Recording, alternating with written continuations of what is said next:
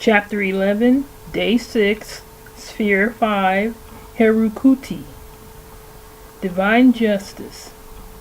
In the chapter on Ma'at, we saw that we must not think of divine law as a set of rules handed down from a center of authority.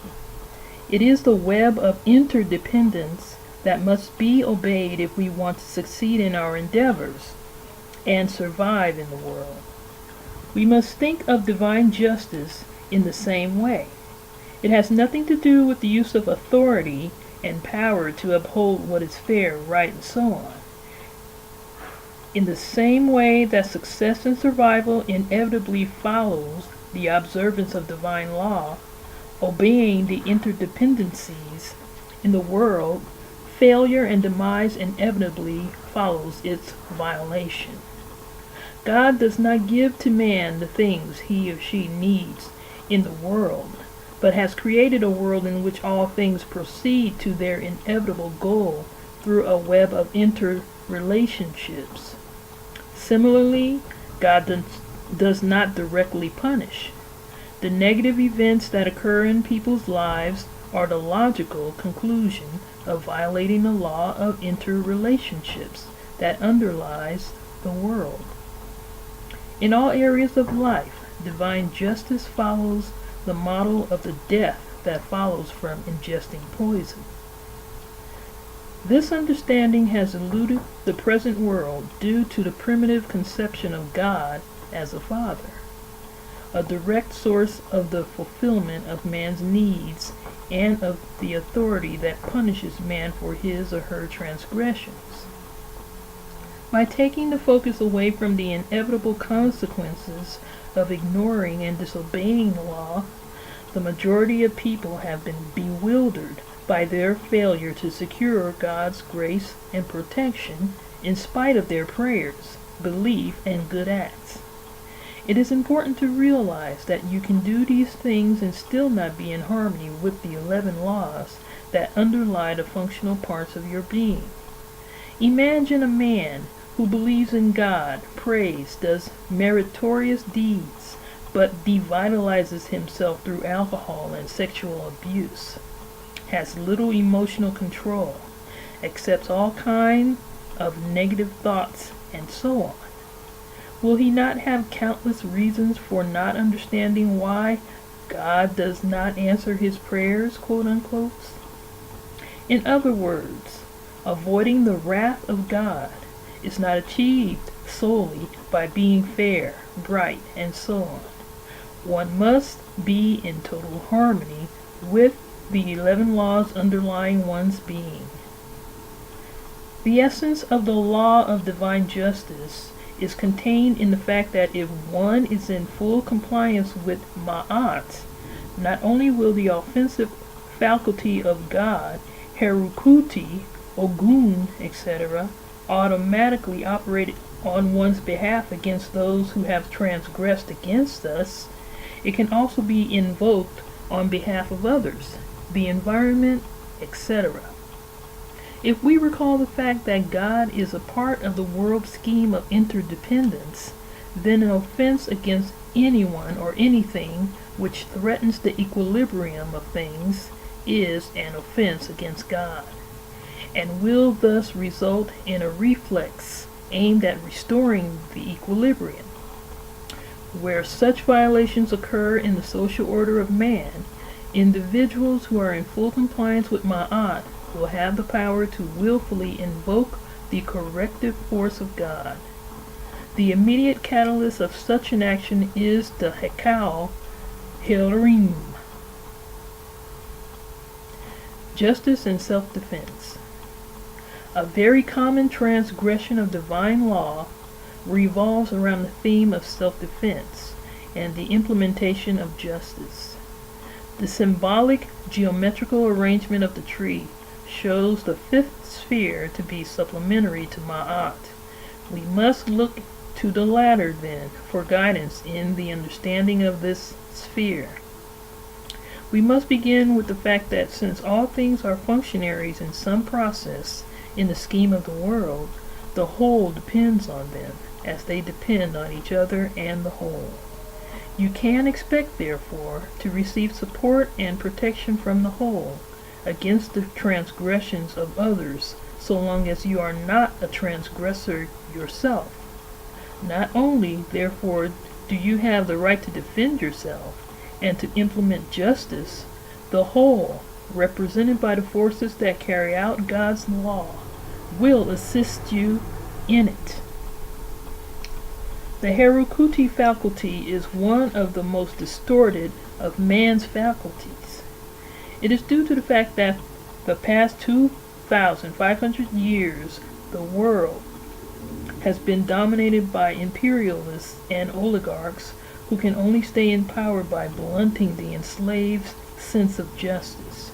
Fearing the uprising of the people they exploit, they teach them to leave it in the hands of God, to turn the other cheek, to give Caesar what is due Caesar.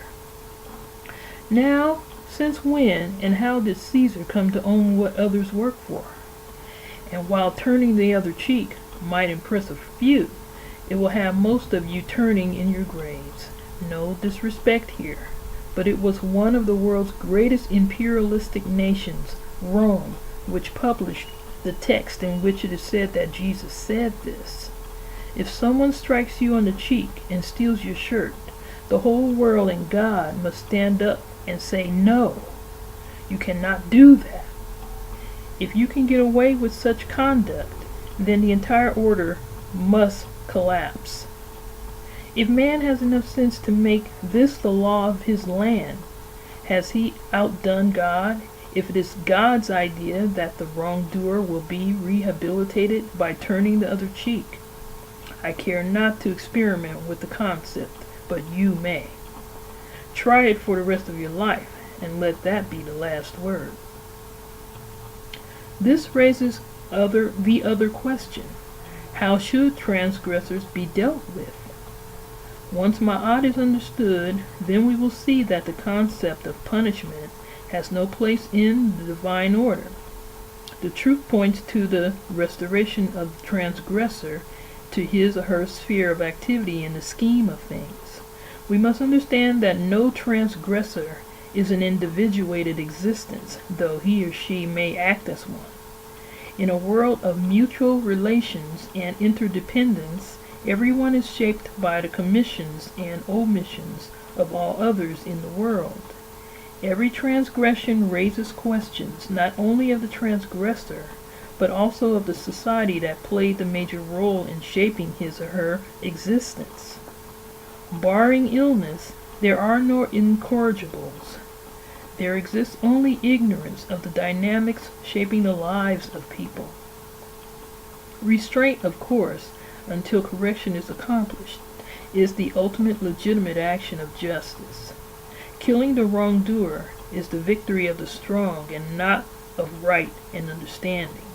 It is a betrayal of the ignorance of self, or the incapacity to implement such understanding. The concept of punishment does nothing to eliminate evil in the world.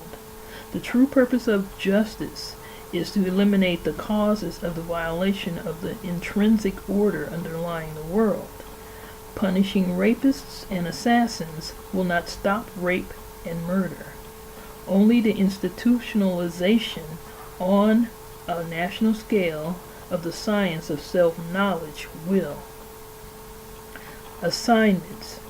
The night preceding day 6 of TOLM, Herukhuti Contemplative Meditation.